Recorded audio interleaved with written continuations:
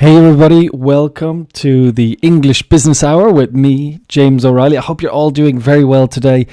And it is almost Christmas, so I'm going to keep this light, not too intense. I've got a few important things that I want to help you with today, along with your vocabulary, your pronunciation, all things English, and helping you with your business English. So what I'm going to look at is we're going to look at some expressions that you need to be using in business today.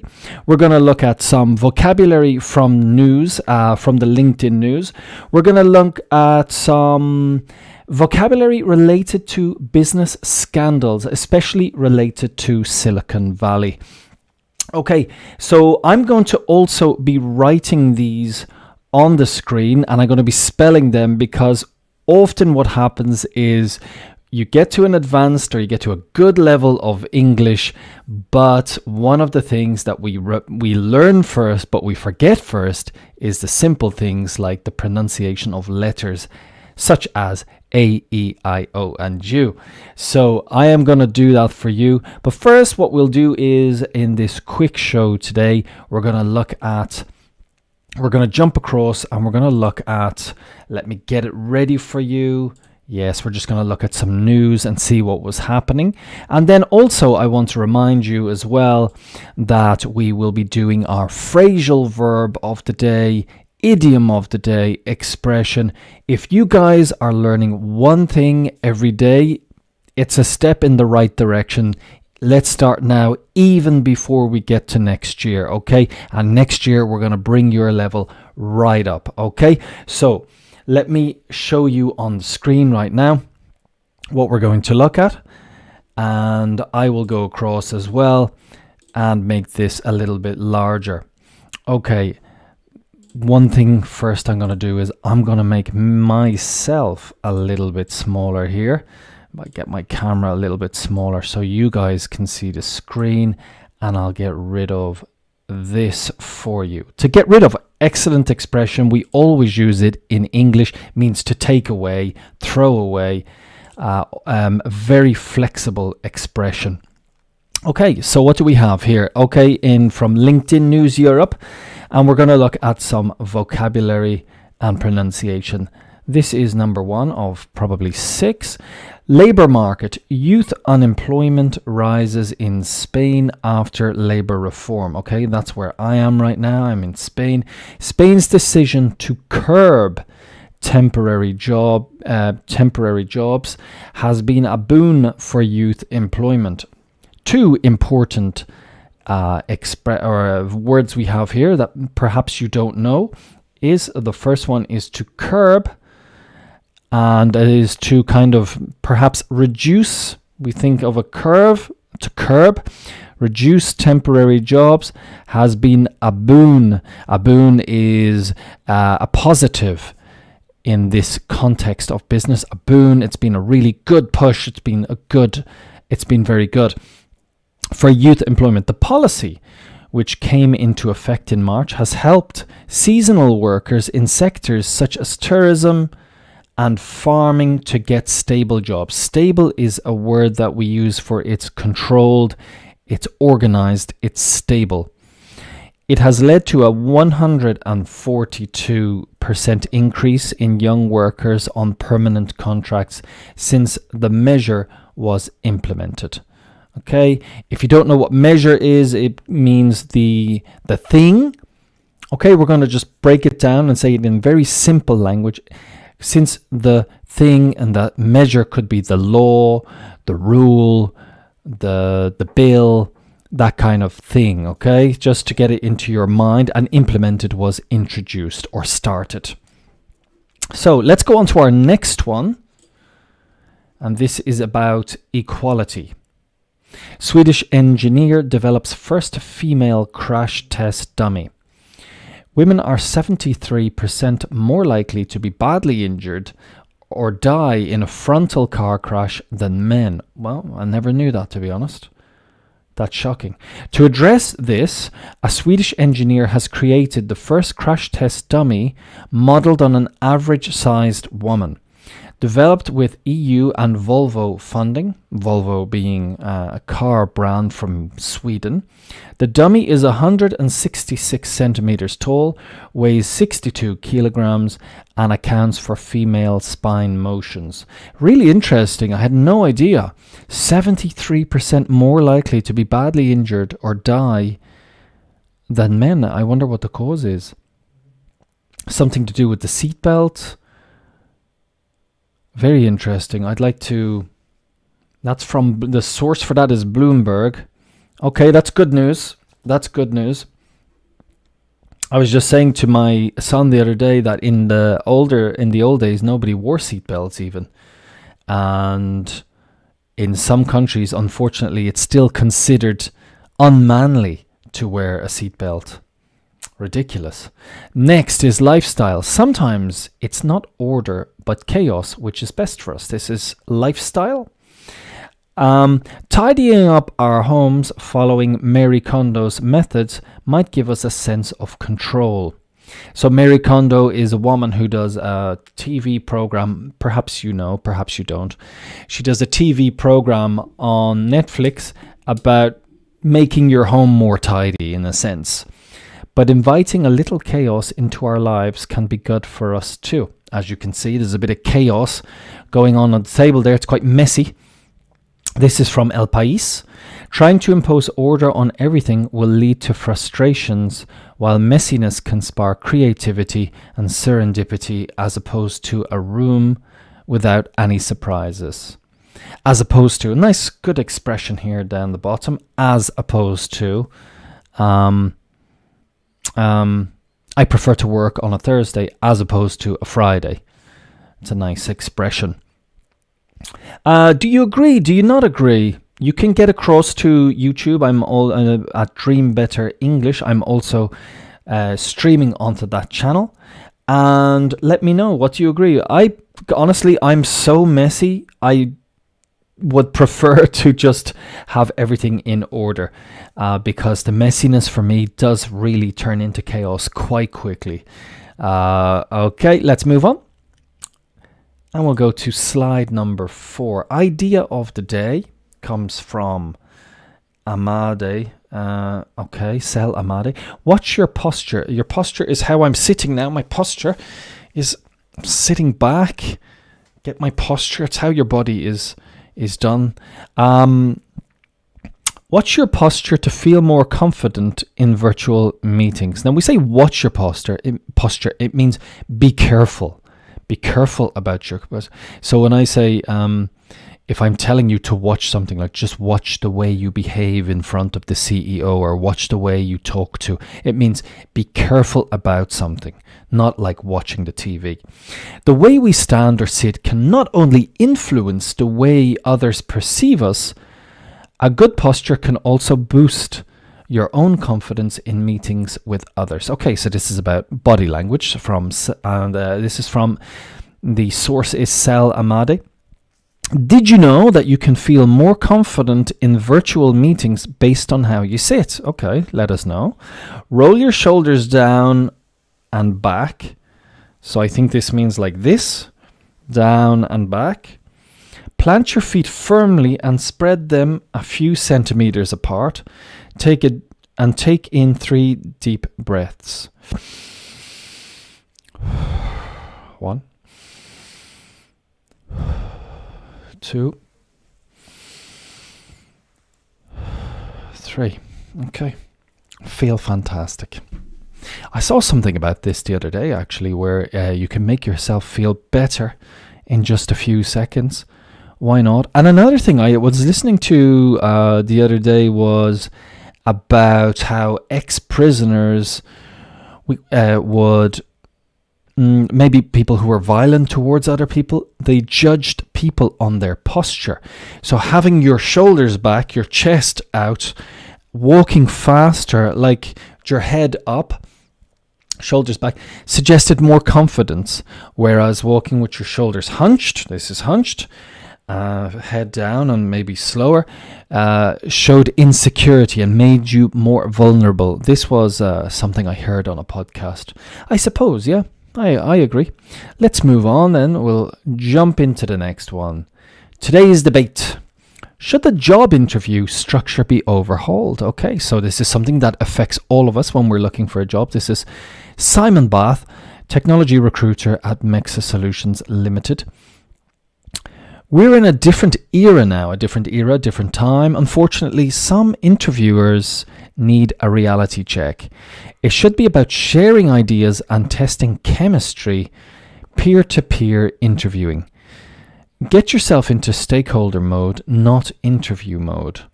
Oh, and don't forget good, well-structured feedback for interviewees too. Okay, so this is directed at people who are doing interviews. It should be about sharing ideas and testing chemistry, peer-to-peer interviewing. Get yourself into stakeholders are the people involved at every level of a project, and in this case, the job. Okay. One thing that is definitely not every day you will see on LinkedIn is it's kind of like in some newspapers, the way they go to, let me just move over here now. The way in some newspapers, every day it's like coffee's bad for you, and then the next day coffee's good for you. Wine, one glass of wine is great for your heart, and then one glass of wine can lead to dementia. LinkedIn is like this with interviews. Every day there's something contradicting each other kind of advice. My advice for myself for LinkedIn is look at all the advice that it gives you, and then you take what you feel is good for you. Not everything is going to work for you. And you can see in the comments as well, people say, I don't think so, I don't agree, or just it's some advice. It's like when you have a new baby, everybody's going to give you advice. Listen to it, but you don't have to take it. And just say, oh yeah, that's a good idea. Yeah, I never thought of that. I never tried that. And then don't do it. That's what I learned when you have a child. Everybody wants to give you advice and they feel theirs is correct. Okay, so what I want to move on to now, and I'm going to write on the screen. Let me get my text ready and just make sure it's working. You see, it's not working. Now it is. HELLO. All right, we're here. Okay, so what I want to do now is I want to give you some expressions for the working world that can be helpful for you in any aspect of your job. And just at the end, I will give a plug to where I got this from, because it's perhaps, let me give it to you now. And this is from Lingua Marina. Okay, just to give a shout out to Lingua Marina. You can check her out on YouTube. Very useful channel. And I am going to just now get the words up, if I can find them. This always happens to me. It's when you're looking for the information and you want to press the more part. There we go. Okay, so what we're going to do is we're going to start with number 1, and this is in relation to your emails. And when you want to write to somebody or to anybody in particular, if you're sending perhaps a blind email, you don't know exactly who you're looking for, general information, you will write to whom it may concern. Now I have to get myself out of there and make myself a little bit smaller so you guys can see. Or perhaps what I can do is just move that up there. No, it's better there so you can see it better. I'll make myself a little bit smaller. Okay. To whom it may concern. Okay, is this how we write a general email or a general letter? We will say, to whom it may concern, the business will be closed from the 24th or the 24th of December until the 28th of December. To whom it may concern. General heading for, often you'll say Dear James at the top of a letter or something like this, but in general we say to whom it may concern. Okay, let me just spell it out for you. TOWHOMITMAYCONCERN. To whom it may concern. Our next one then is, moving on. The next one is for when we write an email again. You've PLEASE, please. FINDATTACHED. Please find attached. This is when we add something to our email, such as a document, and we are attaching it to the email. Okay, we're writing on to whom it may concern. Please find attached the relevant information for the report that you required, okay, or that you asked for. Please find attached is when we put a photo or a report or a document, and we always say, please find attached, bum, bum, bum, bum. And in Spanish, where I am now, would be adjunto, which is I attach. But in English, we'll say, please find attached the relevant document. Okay? So moving on then, we have, that was please find attached. Keep your ears open as well for the pronunciation, not the pronunciation, but the spelling of the words, because it's very important if you're on a telephone call or if you're giving an email. I live in Spain, and I often have to give my email. So getting the letters right is very, very important. If you give me 1 second, I'm just going to close the door. 1 second.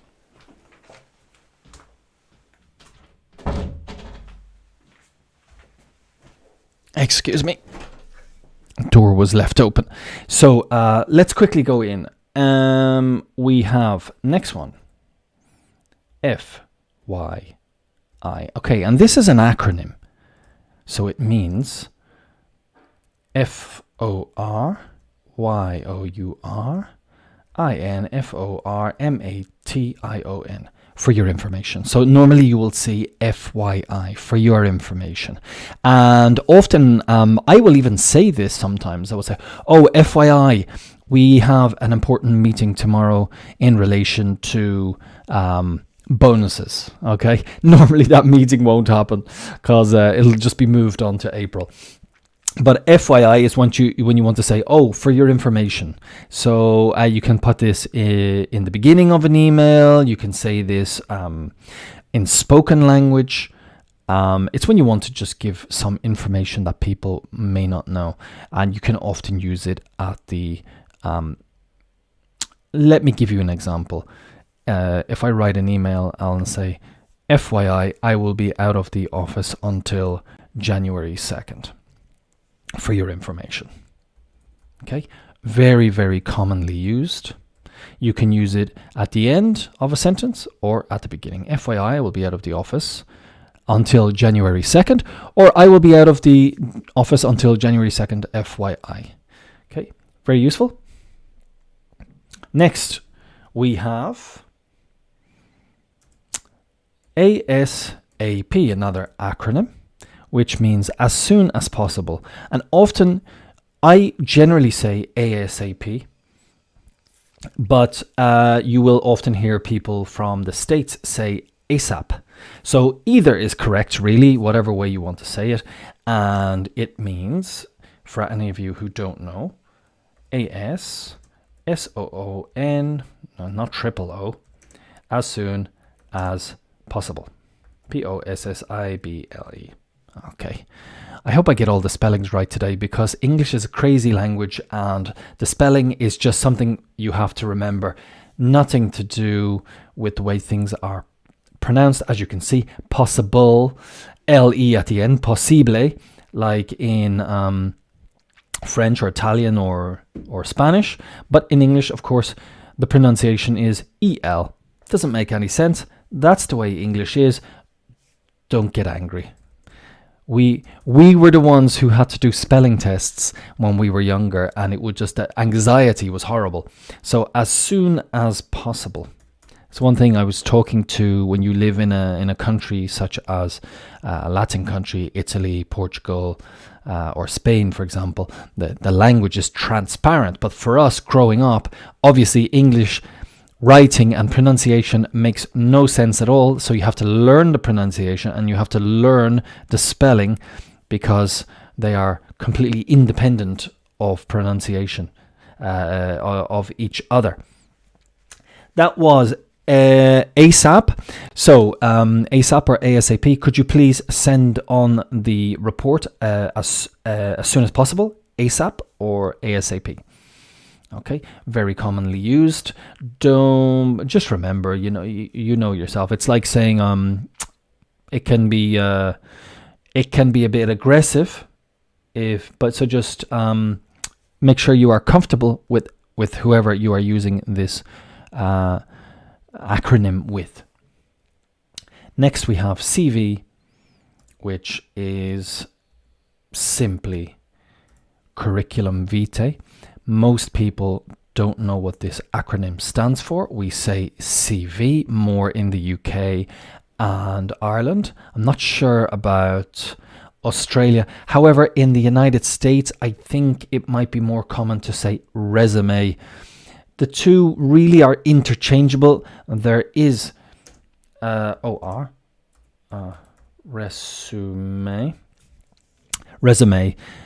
The pronunciation here is resume, not resume. Okay, it's resume for a CV. There is a technical difference. The technical difference, as far as I know, is a CV is more detailed and a resume is more is shorter. You break it down into 1 page, for example, or maximum 2 pages. But to be honest, they are pretty interchangeable. And I always thought that in the States they say resume, and over here on this side of the Atlantic we say CV. Same thing. Really, the technical difference, not many people know, to be honest. So I wouldn't lose any sleep over that if I were you. Moving on. Right. MOV. YO. To BCC. So I need to double check, because most of you are in Spain, but this is when we write an email, okay?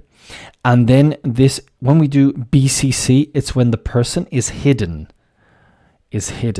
So you cannot see this person in the email. So let's take, for example, that I am introduced to somebody, and now John introduces me to Maria. Now I'm going to do business with Maria. So in my email, I will thank John. I'll say, thanks, John, for introducing me to Maria, and I am talking to all of you in the email. And then I will say, moving you to BCC to save your inbox, for example. So your bandeja de entrada. So it's a way of thanking someone and then letting them kind of go out of the conversation, so because they are not really needed, and it's a polite way to do this. So moving you to BCC. And as far as I am aware, que yo sepa, as far as I'm aware, as far as I know, let me find it what it is in Spanish.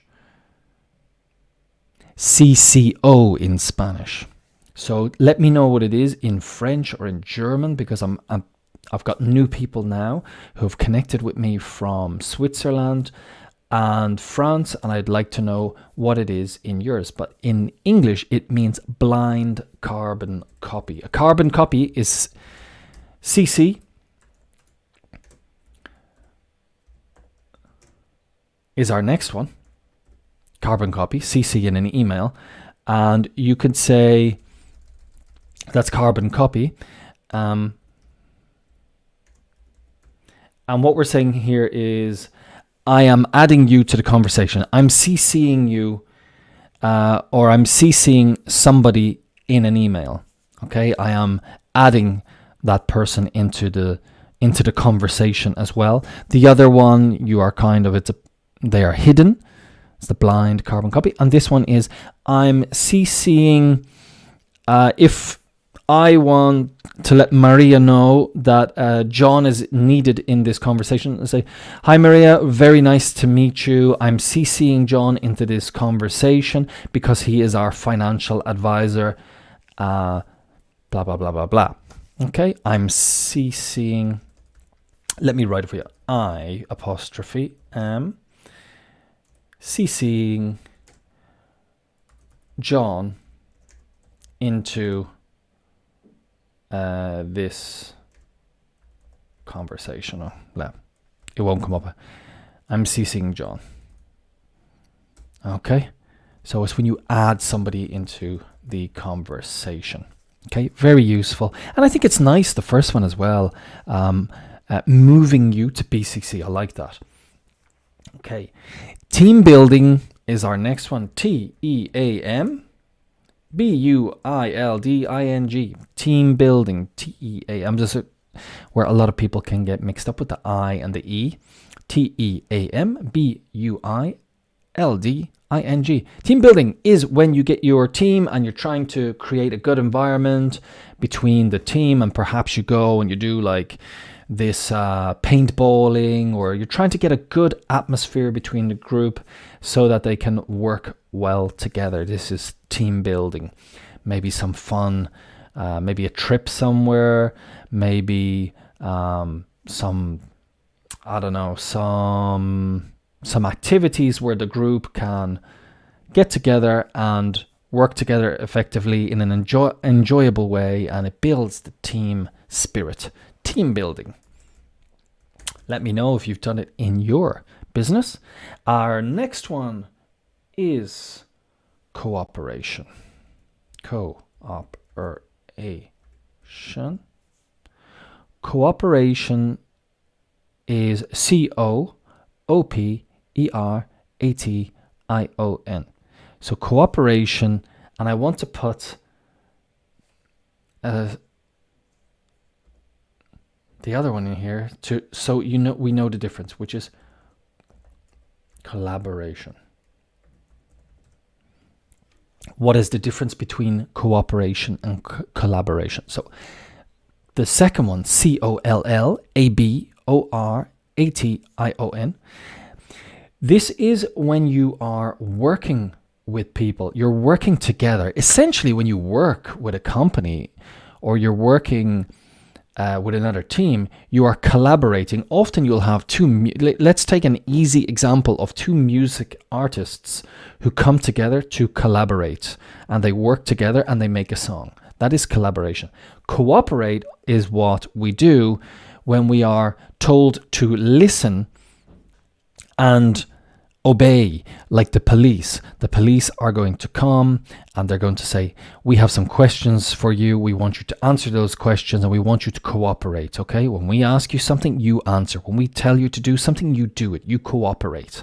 So this is the difference. Perhaps people get mixed up between cooperation and collaboration. Just remember, cooperation for the police and collaboration is the music one. And if that can stay in your head, excellent. Collaboration is what you should be doing, or perhaps you'll see most in your job. But you might tell me, no, in fact, James, what I do is I cooperate most with my boss. Okay, let's move on to the next one. I hope the spelling is working for you as well. I hope it's useful as I write the words. And we have the next one, which is START. FROM and SCRATCH. Start from scratch. Start from scratch means to start from the very beginning. If you maybe do something, it fails, and then you go back and you need to start from scratch because perhaps you did things wrong, or it just didn't work, or it's not looking good. Start from scratch just means to start from the very beginning. to start something from the very beginning. The scratch in this sense doesn't really make any sense. It's just the expression that we are concerned with here. If you look at every word in English has an alternative meaning. It's all about context. So don't focus too much on like, oh, it doesn't scratch mean to scratch my hand. Yes, it does, but it's all about context. And in this case, it just means to start from the very beginning. Okay, and we'll do a couple more, and yeah, we'll do a couple more, and then we'll go on to something else. Just let's do a couple more. Right, 9 to 5. 9 to 5. 9 to 5 is your general workday. In most, I don't want to say most countries, to be honest, because in a lot of countries, you start work at 9 o'clock and you finish, technically, you should finish at 5 o'clock. A lot of people work longer. Here in Spain, certainly people do work longer than this and start earlier, but then in the summer you get shorter days on a Friday. So 9 to 5 is considered to be a typical type of job, a 9 to 5 job. There are people now who get up super early in the morning. Perhaps you are one of them, at 5, and between 5 and 9 you do your meditation, you do your wellness, you do your reading, and then from 5 to 9 in the evening you do your gym, you do the other thing. This is something that's trending now on social media. 5 to 9 life. Your 9 to 5 is your job. Okay.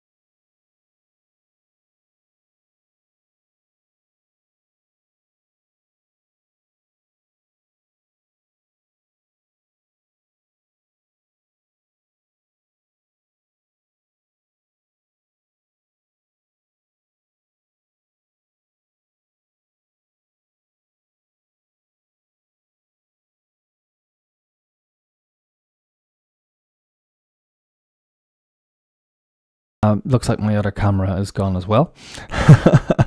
All right, let me see. I hope I'm still online. To set deadlines means to create a time when things need to be done. And to meet deadlines is when you achieve your goal of, let me make it a bit smaller for you. There we go. Set deadlines and meet deadlines.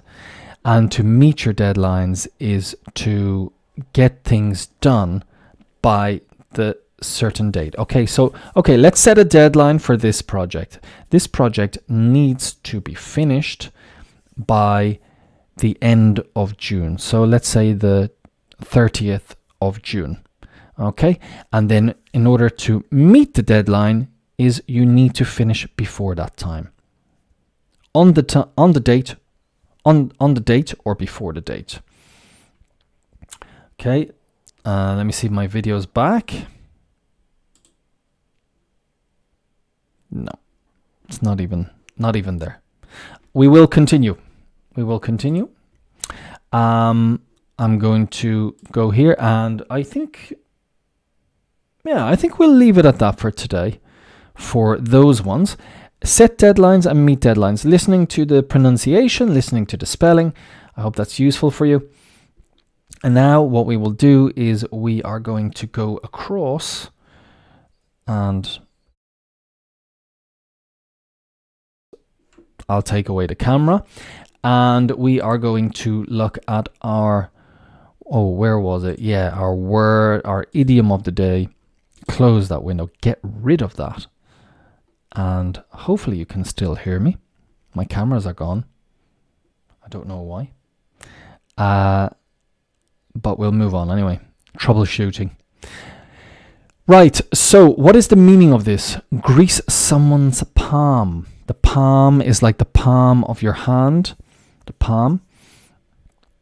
And the meaning, if you grease someone's palm, you pay them a bribe. Soborno in Spanish is to give them money to do something. Let me give you an example. The only way to get a government contract around here is to grease someone's palm. The palm is the inside. You can hear me rubbing my palms together. Is to grease someone's palm. If you want to get out of jail, grease the warden's palm and the guards will let you escape. Okay, so to grease someone's palm, that is something that's very common with politicians. A big constructor will come along and say, I want to build a hotel there. And they'll say, well, you know, and then they give them a bribe, some money, and they go, okay, you have the contract. So that's to grease someone's palm. Phrasal verb of the day. To run after. If you run after someone, you chase them and try to catch up with them by running. To run after. Let me give you an example. I wish my dog wouldn't run after cars. He nearly got hit by one today. After the thief grabbed my wife's handbag, I ran after him, but he got away. He was really fast. So generally, yes, I think this is a good one to remember, is running after a thief, for example. Can be good. Someone who robs something, and then you chase them. You run after them. Very common to use this in English. And moving on then, we'll go to our saying of the day. Let's have a look. God moves in a mysterious way. This is a saying. So this is when strange things happen, or we don't really understand why things have happened. People who are religious, or people traditionally in many countries are quite religious, will say, well, God moves in a mysterious way, or God moves in mysterious ways. Very common when we don't have an explanation for something, and we use this as kind of like, well, you know, God moves in mysterious ways. Even if you're not religious, it's kind of cultural in many countries to say this. And finally, we'll move on to our slang of the day. A memo. A memo is a written message or note, usually in business. So let's have a look. Did you see the memo I left on your desk? He told us of his decision to cut our salaries in a memo, but don't you think he should have called a meeting to tell us something so important? So a memo can be kind of like a quick, short note on paper or in an email. If you send a quick note or a quick message in a kind of business, WhatsApp kind of business way, or in an email, it's a memo. These funny pictures that you see sent, the pictures that you see sent to your phone from your friends, these are called memes. In Spanish, you'll say meme, but in English, it's M-E-M-E, and that's meme. And this is I think memo is short for memorandum. Memorandum. It's a note or a message, usually in business. All right, great. So now I'm going to go along, and I wanted to do a little test to see if you guys know where Silicon Valley is. So we hear a lot about Silicon Valley in business. It's always appearing in the news. And I had some scandals, and you hear about Elon Musk and all these computer technology companies in Silicon Valley. But do you in fact know where Silicon Valley is in the United States? Is it on the East Coast? Or is it over here on the west? Well, it's over on the west, just around San Francisco. We zoom in. And it's here in this part of San Francisco, around this area here. So this is where you have Palo Alto and stuff. And this is where Silicon Valley is, if you didn't know. This area here. So that's Silicon Valley. And I had something that I wanted to show, if I can find it. Yes, and I have this quiz for you, because we have these words, and I wanted to know if you could take a guess. We have the word, and we're going to try and match the number with the letter, because one is not necessarily A. We're going to try and do it like in school. It's a quiz. We're going to try and see if we can find the word. So it's indict, debunk, count, mogul, swindle, charge, acquit, and defraud. So we have to try and link these words to one of these phrases. I'll give you a moment to think about it.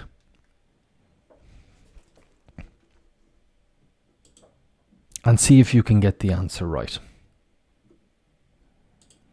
See if my camera's working again. Deactivate, activate, and we're back. Okay, but I'm going to just hide myself so you guys can have a look. These are the words. What do you think? Okay, well, what I'll do is,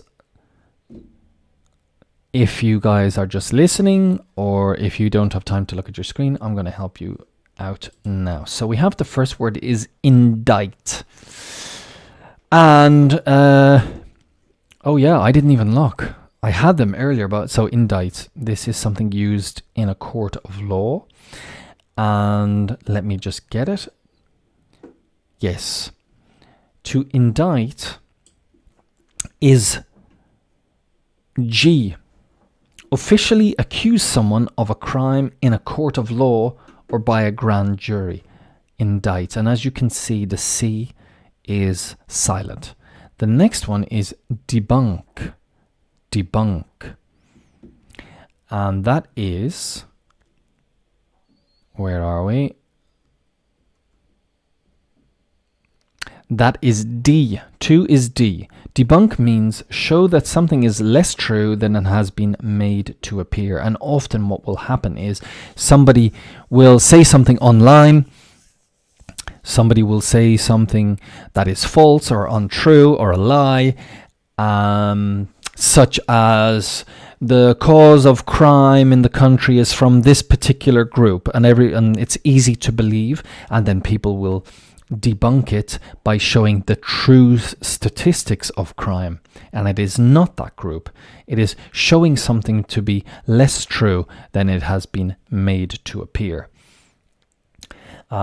And it's very common nowadays because people just write on social media and they say something, people believe it, and then you have to prove it's not true. So you debunk it. 3 is account. An account is F, a particular crime that a person is accused of. So you could be accused of murder. Okay, well, just because it's common in the newspapers. So you are accused of 2 counts of murder. You murdered a dog and you murdered your cat. Okay, so we'll make it a bit less heavy. So 2 counts of murder. Mogul. A mogul is an important person who is very rich or powerful. And generally it's someone, let's take, for example, before Donald Trump was president of the United States, he was like a kind of business mogul. You know, he was famous for his business. He had hotels, he had businesses here and there, like a business mogul. Swindle. Swindle is to get money from someone dishonestly by deceiving them or cheating them. It's to swindle. It's to kind of cheat somebody of their money. Often you will find people sending emails or WhatsApps and they try and cheat someone out of their money. It's to swindle. Next is charge. A charge is to officially accuse someone of a crime by the police in a statement. That is C, to charge. So what happens is the police believe I killed my dog and my cat. So they will charge me and they'll say, James O'Reilly, we are charging you with the murder of your cat and your dog. And then after that, I will say, I will go to court. And then they will say, they will indict me in court. And they say, James O'Reilly, you are indicted of 2 counts of murder. So there you go. That's the difference. The police charge, and in court you are indicted. Next is acquit. And let me find out where that one is. Yes, it's H. It's the last one. Acquit. 7 is H. Decide officially in court of law that someone is not guilty of a particular crime. They found out that in fact it wasn't me who murdered my cat and my dog. It was the neighbour's dog. The neighbour's dog murdered my cat and murdered my dog, and I am acquitted. I am free to go. I am not charged or indicted anymore. I am acquitted. I have been acquitted. And the last one is to defraud. Defraud is deceive a person. It's A, right up the top. 8 is A. Deceive a person or a company in order to take something from them illegally.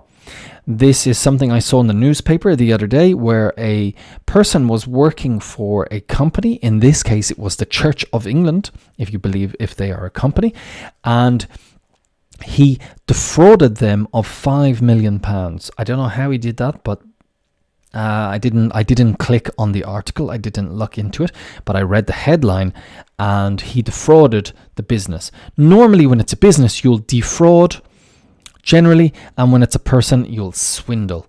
But a person, if you're working in a business context, you could be defrauded. But if it's just in general, your personal savings, it's swindle. Okay, so I hope that's been helpful. And finally, what we will do is we will now jump across to this one, and we'll look at some vocabulary before we leave. And I'm going to just make myself visible again, so I can look at these with you. And there I am on the screen. And let me go across and make this a bit bigger. All right. Cost of living. We're going to look at some vocabulary, pronunciation, and some expressions here. Again, from LinkedIn News, the cost of living frugal Christmas is a reality for millions across Europe. Frugal is not spending your money. It's spending little money because you cannot afford, perhaps. So we need to be frugal this Christmas. Don't spend a lot of money on Christmas gifts, for example. Soaring prices. Soaring, again, lots of vocabulary in these things here. As we go to the first sentence, soaring prices mean leaner Christmas dinners. Already we have 2 words here. Soaring is what a bird does when it soars, or a plane soars into the sky. Leaner means skinnier. When someone looks skinny, but they're not exactly skinny, you would say they look lean. He's not skinny, but he's lean. In Belgium, 75% of shoppers say they will cut down on seafood. Phrasal verb, cut down, means reduce, on seafood. Must be something in Belgium that's popular at Christmas time. In Hungary, rising pork costs led to a 5.6% drop in food sales. And 40% of Poles, people from Poland, plan to skip traditional carp. Carp is a type of fish. In the UK, poultry, which is the general term for birds, may be off the table for some, as festive dinners will be the costliest, most costly, or priciest, most expensive, in over a decade. So already from this, I can see that in Belgium, they eat seafood at Christmas. In Hungary, they eat pork. In Poland, they eat fish. And in the UK, we eat turkey traditionally at dinner. Also, you will have some pork as well, some ham. But interesting to know in your country what is traditional. Let me know in the comments. And just a thing, if you stayed with me this long, please do me a favor and just share with anybody this content if you like it, if you think it can be helpful for them. Okay, manufacturing. Consumer goods giant 3M to stop using forever chemicals. 3M, the conglomerate behind 60,000 brands, including Scotch tape and Post-its, says it will stop manufacturing PFAS and using them in its product line by 2025, known as forever chemicals because they can take thousands of years to break down. PFAS exposure has been linked to health issues, including cancer. Okay, so these are chemicals that we use in products, and the conglomerate, this big bunch of businesses, says it will stop manufacturing these and using them in its product line by 2025. Okay, excellent. I only became aware of these recently, forever chemicals. It's kind of scary. The source for that was the Wall Street Journal. Workplace. Most people admit to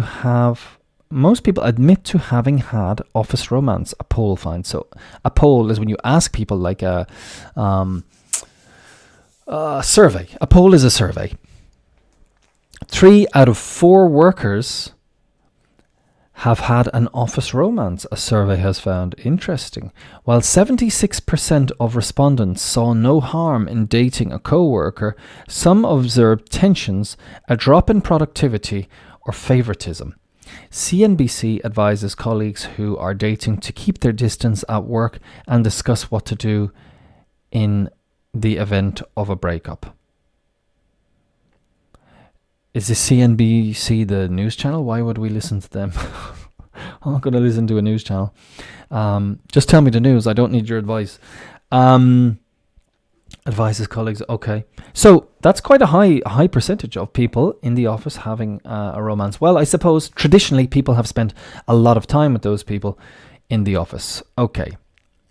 And let me see if there's any words there that I can see. Keeping their distance. Breakup is what people do when they separate. Okay, and number 4 is idea of the day.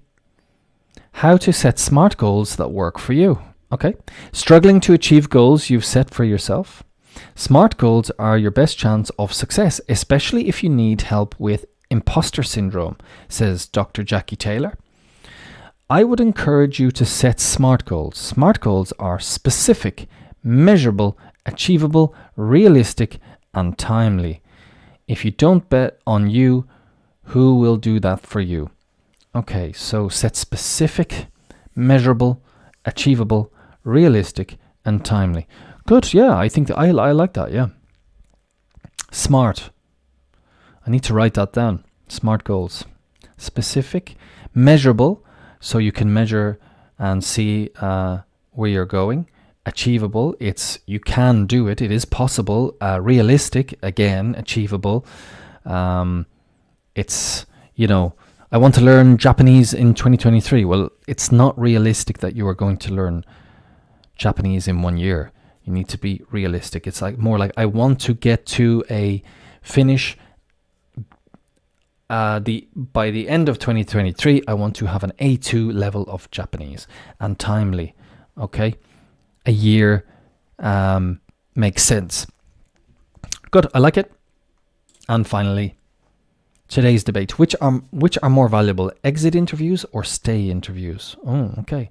And this is by Kamaldin Nordin, Senior Director of Human Resources at Onsemi. Exit interview is done after an employee decided to leave. We are trying to understand why the employee is leaving so that we can plug the hole. Plug the hole is to block the hole left by that person leaving. This is more of a reactive effort. Stay interview is a proactive effort to understand what is keeping them here and what will give them reasons to continue staying with us. This is a golden opportunity to address any issue. So you're going to, so having an interview with people while they are already working there and saying, why are you still here with us? Okay, so this is another way for human resources to take up your time and get you behind in your work. But it's interesting, yeah. Exit interview, stay interview could be interesting. But I think it's a good way for the worker to say, perhaps they should be doing this really with their managers anyway, but Why are you staying with us? What can we do to make you stay with us? I think the thing about the company is it's like, yeah, well, I would like more money, and the company knows you're going to say that, so they might avoid this. Okay, good stuff. Okay, so we're going to move across now to me over here, and we'll slap on the camera there if it works. No. So what I'll do is I'll just go back to the screen where I'm here. Okay, guys, I hope this has been useful for you today. I'm actually going to be back with you tomorrow with more stuff, because we're coming up to the Christmas holidays, and I want to say goodbye tomorrow. And thank you very much for staying with me. Share with people if this has been useful for you, and I shall talk to you tomorrow. Okay, have a fantastic day.